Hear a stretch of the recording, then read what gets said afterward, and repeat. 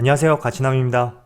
오늘은 제가 여러분들에게 왜 우리가 주식 투자를 할 때는 장기 투자를 해야 되고, 그리고 장기 투자를 하려면 기술주 위주로 투자를 해야 되는지 이 부분에 대해서 한번 말씀을 드려보도록 하겠습니다.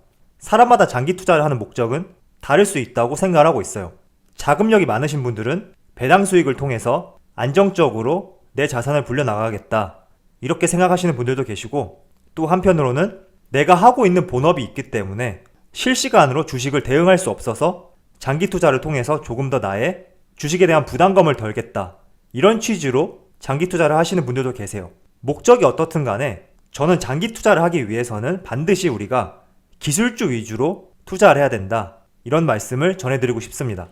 기술주라고 한다면 항상 제가 말씀을 드렸죠. 미래지향적이고 그 기업의 기술이 앞으로 2025년, 나아가서는 2030년 그 이상이 되었을 때도 시장성이 더욱 커질 수 있는 이러한 종목들에 장기 투자를 해야 된다, 이러한 말씀을 드리는 것입니다. 자, 그래서 제가 항상 여러분들에게 가장 좋아하는 종목으로 삼성전자를 말씀을 드리고 있죠. 이 종목 같은 경우에는 반도체 사업을 주로 영위를 한단 말이에요. 반도체 같은 경우에는 핸드폰, 컴퓨터, 노트북, 자동차, 여러 전자기기 등 다양한 곳에 사용이 되는데, 이렇게 반도체가 사용되는 범위는 시간이 지날수록 더 많은 곳에 사용이 될 수 있단 말이죠. 그래서 삼성전자 같은 경우에도 2030년에 파운드리 공장에 10조 원을 투자했다, 이런 발표도 하였고, 삼성전자를 이끌어 나갈 수 있는 사업 모멘텀은 반도체다, 이런 의지가 있었기 때문에 이런 과감한 투자를 할 수 있었다, 이런 말씀을 드리고 싶습니다. 자, 그리고 반도체뿐만 아니라 제가 반도체 외적으로 가장 많이 말씀을 드렸던 전기차 배터리 있죠. 전기차 배터리도 결국에는 전기차 시장이 성장하면 성장할수록 배터리 시장도 커질 수밖에 없죠. 그래서 여기 표를 살펴보면 약 2030년까지 세계 전기차 판매량 추이가 약 2100만 대로 상승할 것이라고 이런 발표를 하였는데, 이렇게 상승한다는 말은 결국 전기차 배터리도 꾸준하게 수요가 증가될 것이다, 이렇게도 해석할 수 있단 말이에요. 그래서 삼성 SDI라든지 LG화학 이런 종목들을 고려 중이시라면 반드시 장기 투자로 가져가셔야 되고, 이렇게 전기차 시장의 성장과 함께 전기차 배터리 시장도 상승할 수밖에 없다 라고 저는 생각을 하고 있습니다. 약 2022년쯤에는 전기차 배터리의 수요보다 공급이 부족한 이러한 사태가 생길 수 있다고 하죠. 이러한 사태가 생길 수 있는 이유 중에 하나는 전기차 시장에 빠른 성장이 있기 때문에 공급이 수요를 못 따라갈 수 있는 이러한 현상이 생길 수 있다 라고 말씀을 드리고, 그래서 우리가 전기차 배터리의 성장도 같이 지켜봐야 된다, 이런 말씀을 드리는 것입니다. 뿐만 아니라 전장용 MLCC 이쪽도 마찬가지예요. 제가 삼성전기를 예를 들어서 여러분들에게 말씀을 드렸죠. 전장용 MLCC 부분도 지속적인 성장이 기대되는 시장 중에 하나이기 때문에 장기 투자를 하기 위해서는 반드시 내가 매수하려는 종목의 주력 사업이 무엇인가, 이 부분을 가장 첫 번째로 살펴보시고, 이 사업이 5년 뒤 10년 뒤에도 얼마나 세계 시장에 성장이 있을 수 있느냐, 이 부분도 같이 고려하고 매수를 해야 된다, 이런 말씀을 드리고 싶습니다. 자, 그러면 제가 여러분들에게 장기 투자를 하기 위해서는 기술주 그리고 미래지향적인 산업을 영위하고 있는 기업들에 투자를 해야 된다고 말씀을 드렸는데, 이와 반대되는 기업을 한번 말씀을 드려보도록 할게요. 자, 이 종목은 한국전력의 월봉 차트예요. 2000년부터 2020년 현재가의 주가 흐름을 월봉으로 나타낸 것인데, 지금 차트를 보시면 상승과 하락, 상승과 하락, 그래프가 굉장히 비슷한 것을 알 수가 있죠. 자, 한국전력의 재무제표를 살펴보면 2015년도부터 매출액이 2019년 작년까지 거의 동일한 것을 알 수 있어요. 물론 16년, 17년, 18년 모두 다 동일한 것을 알 수가 있죠. 그리고 2020년과 21년, 22년 향후 매출 전망치도 성장이 없는 동일한 모습을 알 수가 있습니다. 이렇게 한국전력의 매출액이 늘어나지도 않고 줄어들지도 않는 이유 중에 하나는 한국전력에 영위하는 사업이 비교적 미래지향적이기보다는 내수에 중점적이기 때문이라고 저는 생각을 하고 있습니다. 그리고 한국전력의 가장 큰 매출을 담당하고 있는 부분이 전기요금이란 말이죠. 그래서 전기라는 것은 꾸준한 사용이 필요하기 때문에 이렇게 매출액이 고정적으로 변동이 없는 것이에요. 하지만 영업이익에 있어서는 변동이 심하죠.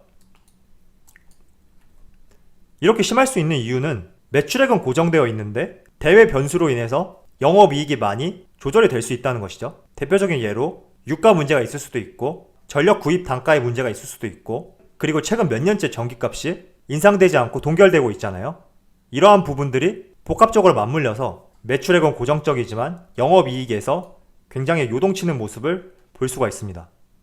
물론 저는 한국전력이 전기값만 개편이 된다면 주가는 비교적 지금보다 상승이 나올 수 있다고 생각은 하고 있어요. 하지만 한국전력에 영위하고 있는 사업의 방향성이 반도체라든지 MLCC, 그리고 전기차 배터리 이러한 산업군과 비교해서 봤을 때 5년 그리고 10년 뒤와 비교했을 때 세계 시장의 성장이 커지지 않을 것이라는 생각은 든다는 것이죠. 그래서 여러분들이 항상 장기 투자를 할 때는 5년 뒤, 10년 뒤에도 이 업종이 주력으로 하고 있는 사업, 그리고 그 사업 모멘텀이 5년 뒤, 10년 뒤에도 세계 시장이 얼마나 더 성장할 수 있는지 이 부분과 같이 생각을 해서 투자를 해야 된다.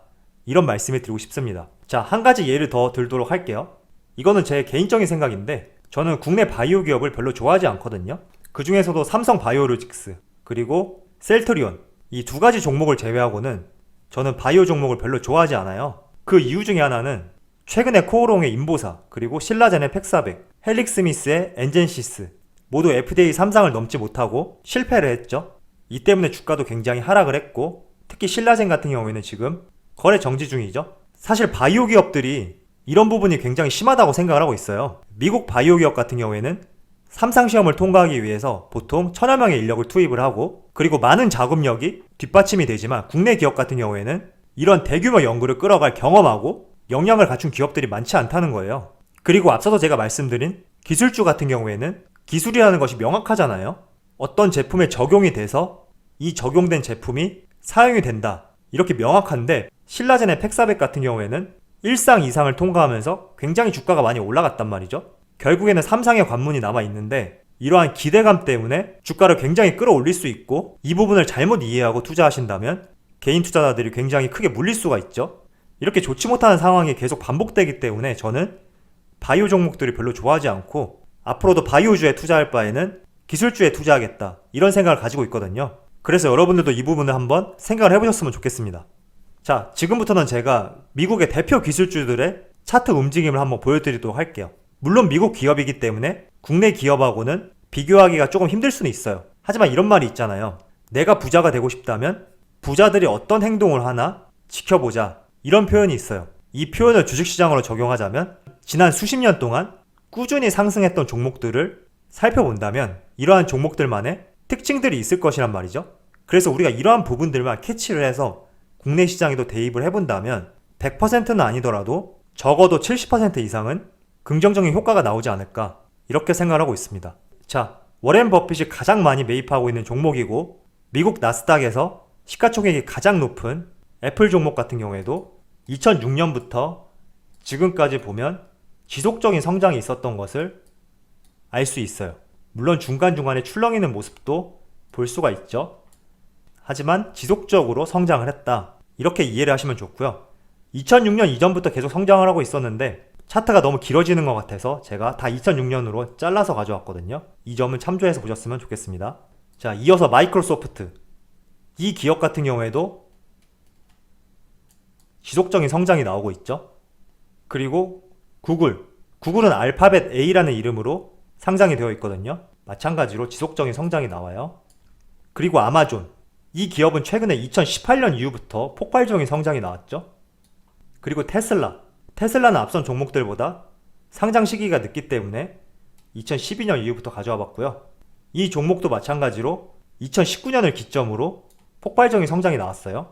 지금 제가 여러분들에게 보여드렸던 종목들은 모두 미국을 대표하는 기술주들이에요. 이런 기술주들은 수십 년 동안 지속적인 성장이 나온 것을 알 수 있고 물론 중간중간에 하락하는 구간이 있어요.